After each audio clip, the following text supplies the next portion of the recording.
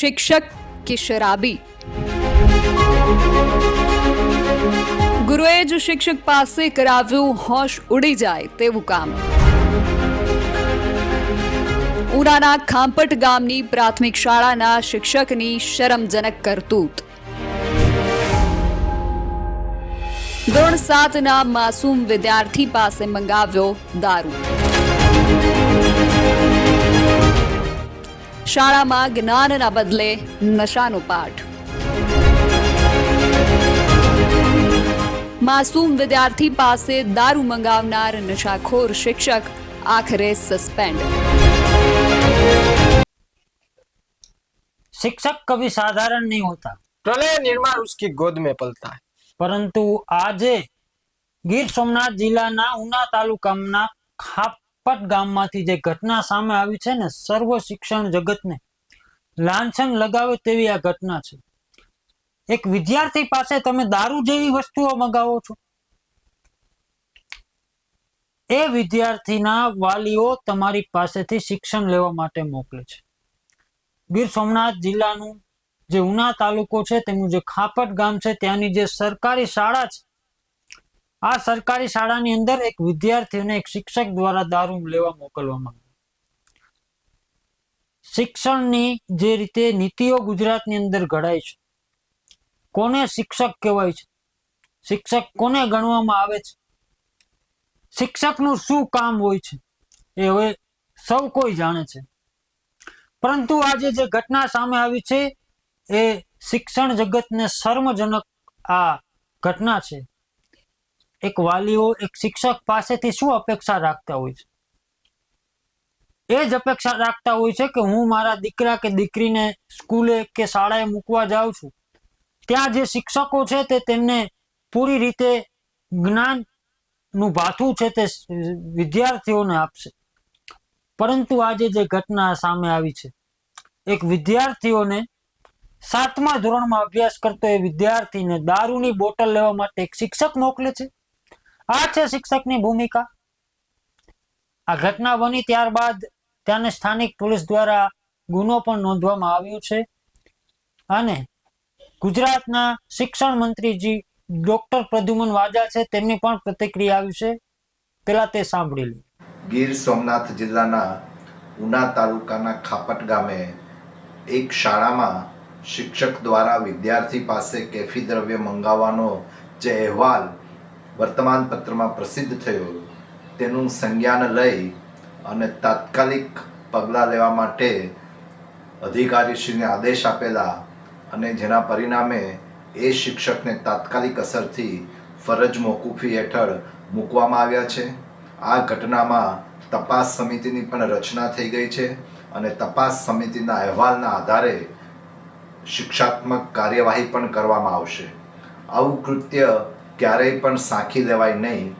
ગીર સોમનાથ જિલ્લાના પોલીસ અધિક્ષકશ્રી સાથે પણ વાત કરી અને આ ઘટનામાં કાયદેસર પોલીસની કાર્યવાહી કરવા માટે સૂચના આપેલી હતી અને તેના પરિણામે આજે शिक्षक विरुद्ध एफआईआर नोंधी અને તેની કાયદેસર અટક કરવામાં આવી છે। આપણે ઘણી વખત જોયું છે વિદ્યાર્થીઓ સ્કૂલે જતા હોય છે ત્યારે આપણે એક સ્વાભાવિક છે કે શિક્ષક પ્રત્યે આપણે લાગણી હોય છે એટલે આપણે ઘણા એમના શિક્ષક પાછળના આપણે કે ફાઇલ મૂકવા જવી, પાણીનો શીશો ભરી આવો, એવા બધા કામ તો આપણે શિક્ષક પ્રત્યેની લાગણી હોય છે ત્યારે વિદ્યાર્થીઓ કરતા હોય છે। પરંતુ આ લાગણી કઈ પ્રકારની? અને એક શિક્ષક તરીકે તમે શિક્ષક દરજાના માણસ છો, તમે જ્ઞાન પીરસવા માટે સ્કૂલમાં ગયા છો અને તમે ત્યાં જઈને તમે આ દારૂ મહેફિલની વાત તો બીજા નંબરની વિદ્યાર્થી પાસે તમે દારૂ મગાવો છો સાહેબ। એક વિદ્યાર્થી તમારી પાસે અભ્યાસ કરવા માટે આવે છે, જ્ઞાન મેળવવા માટે આવે છે, ત્યાંથી તમને ગુરુ શબ્દ વાપરે છે, વિદ્યાર્થી ગુરુ કહેવાય છે, પરંતુ ગુરુના નામે તમે આવા કામ કરાવો છો। એક વિદ્યાર્થી તમારી પાસે આશા અપેક્ષા રાખીને આવ્યો હોય છે સાહેબ કે સ્કૂલમાં જઈને હું કંઈક જ્ઞાન શીખીશ ને આગળ વધીશ, કંઈક મોટા સપના વિચાર્યા હોય છે કે ડોક્ટર બનીશ, એન્જિનિયર બનીશ, પરંતુ તમે તેમને દારૂ લેવા માટે મોકલો છો। અને સાહેબ આના માટે કાર્યવાહી કરવામાં આવી છે એવું નથી કે નથી આવી, તાત્કાલિક તેમને ત્યાંથી પકડવામાં આવ્યા છે પોલીસ દ્વારા અને તેના મંત્રી દ્વારા તેમનું નિવેદન પણ આપવામાં આવ્યું છે, પરંતુ તેમને અત્યારે હાલ સસ્પેન્ડ કરવામાં આવ્યા છે, નહીં કે ડિસમિસ। મોટો સવાલ એ છે કે દારૂ મગાવે છે, સીસીટીવી સામે આવે છે, દારૂ મગાવ્યો છે, દારૂની બોટલ વિદ્યાર્થી આપે છે, પૈસાની લેતી દેતી થાય છે, સમગ્ર સીસીટીવી માં જોઈ શકાય છે, પરંતુ તેમને સસ્પેન્ડ કર્યા, ડિસમિસ કેમ નહીં? મારો મોટો સવાલ એ છે કે દારૂ મગાવ્યો છે અને વિદ્યાર્થી શિક્ષણ ધામમાં દારૂ મગાવ્યો છે તો એને ડિસમિસ કરો, ડિસમિસ, સસ્પેન્ડ નહીં. વારંવાર આવી ઘટના કેમ થાય છે? તમે એકવાર દાખલો બેસાડી દો, ડિસમિસ કરી દો, તો બીજી વખત આવી ઘટના સામે નહીં આવે છે. એક વખત તમે દાખલો તો બેસાડો, સસ્પેન્ડ કોઈ પણ નિયમમાં ભંગ થાય છે એટલે સસ્પેન્ડની કાર્યવાહી આવે છે. ડિસમિસ કેમ કરવામાં નથી આવતા? સીસીટીવી માં આવે છે, તમે જે વિદ્યાર્થી પાસેથી દારૂ મગાવ્યો છે તે વિદ્યાર્થીને જઈને અડ્ડા ઉપર જાઓ, જે અડ્ડો ચલાવે છે તેના ઉપર રેડ પાડો. તમે વાત કરો છો ગાંધીના ગુજરાતમાં દારૂબંધી છે, તો દારૂબંધી હોય તો દારૂ પહોંચ્યો કેમ? અને તો હવે તો સ્કૂલ નિશા વિદ્યાર્થીના ધામમાં દારૂ પહોંચે છે. હવે તો વિચાર કરો, આ દારૂબંધીની વાતો તમે અહીં જોઈ શકો છો. ચોક્કસથી પ્રદીપ, આ વસ્તુ ઉપર ગુસ્સો આવવો એ સ્વાભાવિક છે, કારણ કે એક 7મા ધોરણમાં અભ્યાસ કરતું એ બાળક જ્યારે એ દારૂની બોટલ હાથમાં લઈ અને શિક્ષક પાસે જતો હોય છે ત્યારે તેમના મનમાં શું વિચાર આવતા હોય છે? આ એક મહત્વનો પ્રશ્ન છે. શું આગળના દિવસોમાં આ બાળકને પણ આ જ રવાડે ચડવાનું છે? અને એવું નથી કે આ પહેલો જ કિસ્સો છે. આ જે શિક્ષક છે તે આની પહેલા પણ એક વખત પીધેલી હાલતની અંદર સ્કૂલમાં પ્રવેશ્યા હતા, તેમના પણ સીસીટીવી વાયરલ થયા હતા. તેમ છતાં પણ એક શિક્ષક જો આવું કૃત્ય કરી શકે, એક શિક્ષક જો નશાની આડમાં રહી અને વિદ્યાર્થીઓને ભણાવવા આવતો હોય તો વિદ્યાર્થી ઉપર કેવો અસર પડી શકે છે? ગુજરાતના શિક્ષણ વિભાગ ઉપર આ મોટા સવાલો છે તે થઈ શકે છે, કારણ કે અત્યારે પાઠ્યપુસ્તકનો મુદ્દો તો ચાલી જ રહ્યો છે, પરંતુ બીજી તરફ જે જવાબદાર વ્યક્તિઓ છે કે એક બાજુ તો બાળકો છે એ આપણું ભવિષ્ય છે. આવા મોટા મોટા ભાષણો તો સ્ટેજ પરથી નેતાઓ આપી દે છે, પરંતુ એ જ ભવિષ્યને તમે કોના હાથમાં મૂક્યું છે એ તો જોવો. એ જ ભવિષ્ય કઈ દિશામાં જઈ રહ્યું છે એ તો જોવો. કોણ આ લાપરવાહી, આવી રીતે લાપરવાહી કરી અને જે બાળકોને આવા નશાકારક પદાર્થ તમે લેવા મોકલો છો? અને એક બાળક જ્યારે આ દારૂની બોટલ લેવા જતું હોય છે, એના હાથમાં એ દારૂની બોટલ, એના ખીચામાં એ દારૂની બોટલ, યાર એ તો ના સમજ છે, પણ તમે તો સમજો.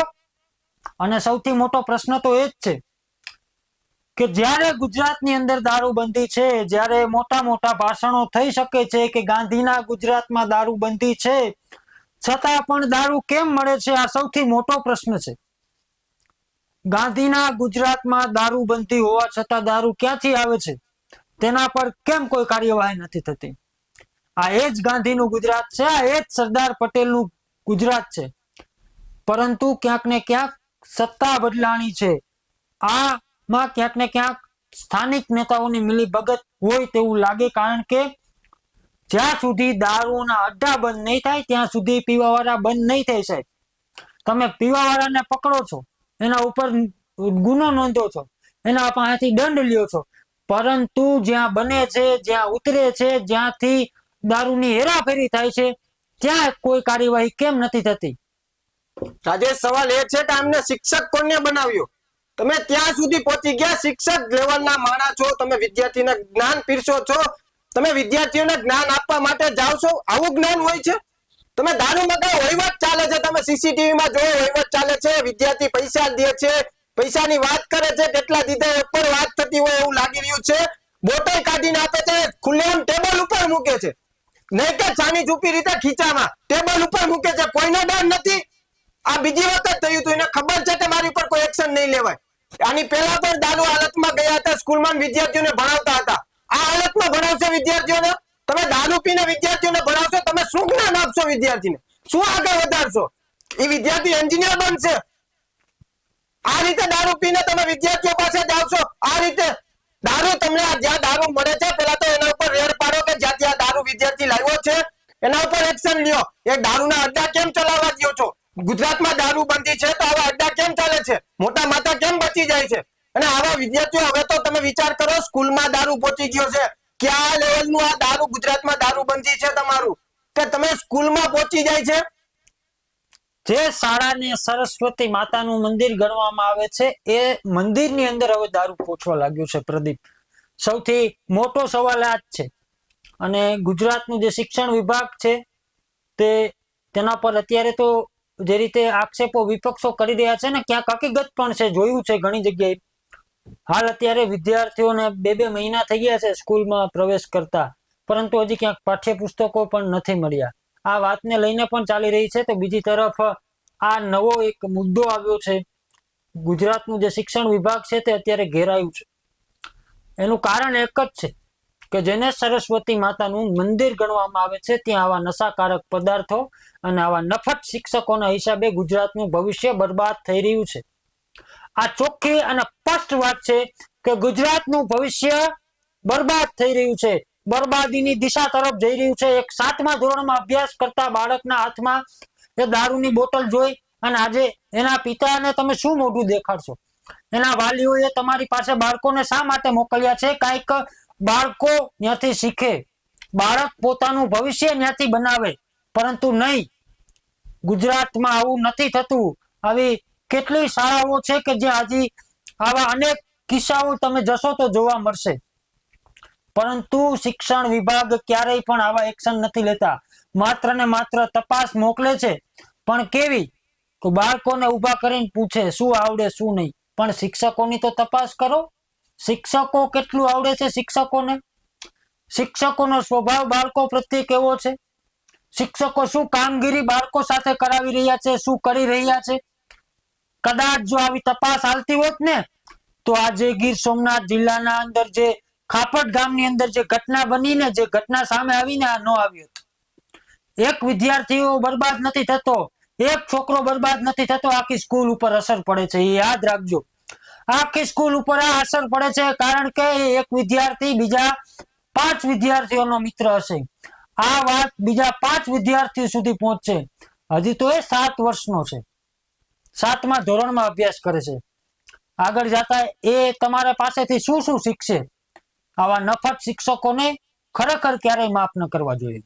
રાજેશ, એ પણ વાત સામે આવી છે કે એમાં SIT ની રચના કરવામાં આવી છે તપાસ માટેની, પરંતુ આપણે દ્રશ્યોમાં સ્પષ્ટપણે દેખાય છે વિદ્યાર્થી લાવ્યો છે બહારથી, વિદ્યાર્થી આપે છે, વહીવટ થાય છે, એટલે સ્પષ્ટપણે દેખાય છે કે આ કામગીરી કરે. પરંતુ SIT કોઈ વાંધો નહીં, આગળની તપાસ કરો, હજી અંદરની તપાસ કરો, પરંતુ વિદ્યાર્થીઓ પાસે આવા કામ ન થાય.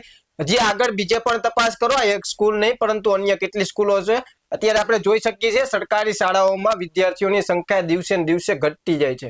ઘટવાની પાછળનું કારણ તપાસ કરો. તમે એક ચોક્કસ કારણ બહાર લાવો કે વિદ્યાર્થીઓની સંખ્યા કેમ ઘટે છે. જ્ઞાન પીરસવામાં નથી આવતું. જ્ઞાન કેમ નથી પીરસવામાં આવતું? કારણ કે આવા શિક્ષકોના કારણે વિદ્યાર્થીઓની સંખ્યા ઘટે છે. આ દારૂ પીવે છે, મહેફિલ મારે છે. તમને પગાર આપે છે દારૂ પીવાના, મહેફિલ મારવાના આપે છે?